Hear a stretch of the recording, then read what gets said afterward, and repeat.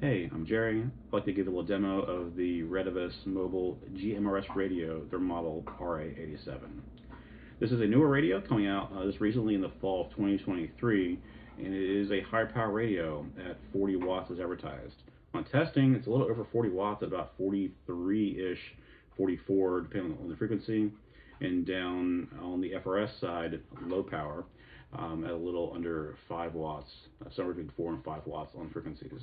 It does have intermediate power levels, about 10, 20, 30, and then that 40-watt high power setting, making it very flexible for folks, really for any GMRS need. I think most people buying this will have some sort of off-road vehicle, Jeep, Bronco, truck, what have you, or even a side-by-side, like a UTV thing, which is great because they can be mounted a bunch of different areas. Given its horizontal faceplate, you'll want to have it either mounted down or upside down. Sideways mount will be a little hard to use the screen at a quick glance, but you can definitely do it if you give a couple of seconds to look at the screen. In addition to the two options for mounting, it is a dual watch radio, so you can be listening for two frequencies at the same time. So you may be traveling with your friends, so you'll be on, let's say, a low power frequency like channel 2, while you could be monitoring the travel channel of 20, which is the somewhat agreed upon traveling frequency for GMRS. Or say you're off-roading, you and your guys are on a low power channel 3 while you're monitoring channel 16, which is one of the off-road channels, or whatever option you want. You could have both sides set to the same frequency, so you're only listening for one set and not hearing communications or chit chat. In the box, it comes with, of course, the radio, the power leads, which actually has fuses at the radio and at the other ends of the power cable set. That helps you protect the radio and the wiring should you have a short in the middle of it. A decent manual. It's actually a decent manual. Has all the settings. It's actually in English only, so there's no wasted space in this. You don't have 4 different languages to read through. It does have all the menus. It has the frequencies, the power limits on each. You have your mounting bracket, hardware, spare fuses, and a programming cable. With the programming software, which you can download from their website, you can adjust the memory frequencies. You can set them up with privacy tones, PL tones. That way, you have a little bit of privacy. Uh, what you're broadcasting can be heard by anyone, but you don't have to listen to all the other chit chat on there. You can hear just your friends talking if you're in a slightly more congested area. Or you can set up your repeaters. You may be in an area blessed to have a bunch of different GMRS repeaters, and you can have their special tones programmed in so you can key them up very quickly. You can, of course, do it manually through the radio interface, but if you have it preset through the programming, all the more better. Of course, this is a mobile radio, meaning it's intended to use it in a vehicle, in a mobile use. So you use it in your car, truck, SUV, side by side on the trails, or you can use it at your home as well. I am, for testing, using it with a power supply, converting my 120 volt power in my home to DC 12 volt power supply. Use a radio at home. I have it on an antenna about 30 feet off the ground, which gives me great coverage here in Delaware. I can actually reach out over to Jersey, over the river, a good 15 plus miles away. Now, regular car use, highways are limited to probably about 10 miles max on flat terrain. In realistic settings in a city, tall concrete buildings are going to block that. If you're in real heavy forest, it'll shorten that distance as well. But you should still get a few miles, which is great compared to the old CB radios we're all used to for our off-road rigs. It is a loud radio too. You should have no problems hearing this on your average vehicle. Even in my Jeep, with loud mud tires, as long as I have the windows closed, I can still hear it. Now this is a giveaway radio. It was supplied for free by Retevis. I'm doing this video to showcase its feature set and a little bit how to use it. It'll be given away in about 2 months at my Jeep Club meetings to one lucky person. All right, now let's switch over and look at the display. Alright, here we are at the business end of the radio. I did need to change locations. Got a little bit noisy at the kitchen table, so here we are. Alright, business end. On the upper left hand side we have the squelch in the back, volume in the front. To the left opens it up.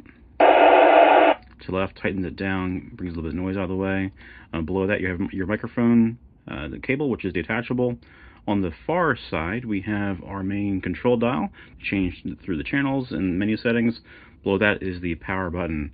The radio does remember the last used setting based upon power to the radio, meaning that if you have this in a vehicle and it's on a switched power, let's say only has power when you have the engine running, this will remember that and turn on and off automatically based upon power given to it. Nice little feature. On our display, it does split into left and right, so you can have two channels up at the same time to listen to, at least. On the left hand side we are in a call channel. That's indicated by the C. The left side of that, the H, means it's on high power, and that displays the frequency in use. In this case, 462 megahertz, 0.575. On the right half, we are in a channel mode, channel 1. That channel 1 is currently on low power, a low 1 setting. It does have a squelch setting, the CT, and it is also channel 1 there. The CH1 is actually a name of that channel, and the memory setting is that 1 on the upper right hand side. To the right of that, TXR means that when you transmit, it'll use the right half of the radio to transmit. You can change that by pressing and holding the megahertz button at the bottom. There we are, now we're on the left side if you needed to. Going to our buttons, on the left we have the call button. This is where we can switch back and forth between a pre-selected priority channel. In this case we are on 462.575, which is also channel 16, which is a favorite of the off-road world. If you hit that, you will toggle back between your last used either memory setting or VFO manual selection and the call. If you long press it, it'll do a fast cycle so you can monitor two channels for activity at the same time. On the left we have VFO. VFO lets you do manual channel selection with the frequency selection. Not really that big of a deal. FRS, GMRS is all channelized. You don't need to do that. The next over is memory recall. I'll just switch back and forth through here. It's just a selection of how you're monitoring the radio. If you long press that, it will scan through all of your memory channels. Next is the low button. That is your power selector. If you're on a channel that has multiple power settings, you can cycle through it there. Channel 1 is part of the first half of the grouping, which is low power only. So we'll scroll back to the back half. There we are. Channel 15 is the start of the high power area. So as you see, it actually has defaulted to high power as we're out of the box. Cycle through, just tap through. Now we're on low 1. You can cycle through low 1, 2, 3, medium, and high power. So it's probably 4 through 40 watts. Next is function. It allows you to access the various menu settings. So you want to program the radio from the display and, like say, save a memory channel, something like that. Next is the megahertz. That is used primarily to switch between the left and right halves of the screen. I'll do it again. So now we'll transmit on the right side if we did key up. In the VFO mode, it is a speed, setting. You see the 2 is blinking. We can then go through doing a full megahertz at a time instead of going through the kilohertz. This goes through a bit faster. Primarily, though, you'll be using this in a memory setting and switching back and forth. That sums up the usual controls. I'll switch over to a little talk on the frequencies available and wrap it up. Alright, let's chat about the GMRS radio system. So there are 30 channels available in theory. They're all pre-programmed into this radio, channel 1 through 30.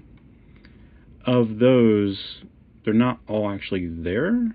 It says channel 22, but 30 channel 22. We'll come back to that. So channels 1 through 7 are all available. They're all low power. You can't change it. Channels 8 through 14 are not usable to transmit on. It just doesn't work. Channels 15 through 22 are available, as well as 23. Alright, so 23 is a repeater.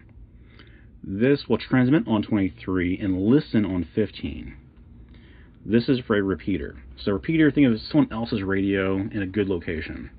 So someone with a radio tower or location on a nice hill covering, you know, Laver County can see, something like that. So you would transmit on one channel and we rebroadcast it immediately on the other side, giving you great range. But only if someone has set up that repeater and you know the access codes for it. So it's not really that usable for most people. So in practice, there's 23 transmittable channels and 15 usable. So 7 low power, which are great for your average convoy or just talking around, you know, the neighborhood. And then 8 through 15, or through 14 are listen only, you're listening to people on walkie-talkies. And 15 through 22 are your high power ones, which are great for your off-roading, for your longer stretch-out convoys where maybe someone stopped for gas and they lost them behind you a few miles, something like that. Hope that clears some things up. This radio is a great radio. It's great power. It's loudspeaker. Its controls are easy to use.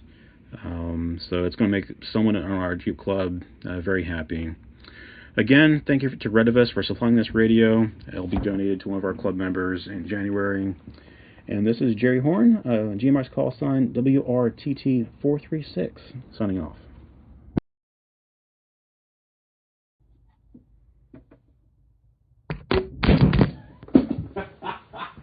Well, alrighty then.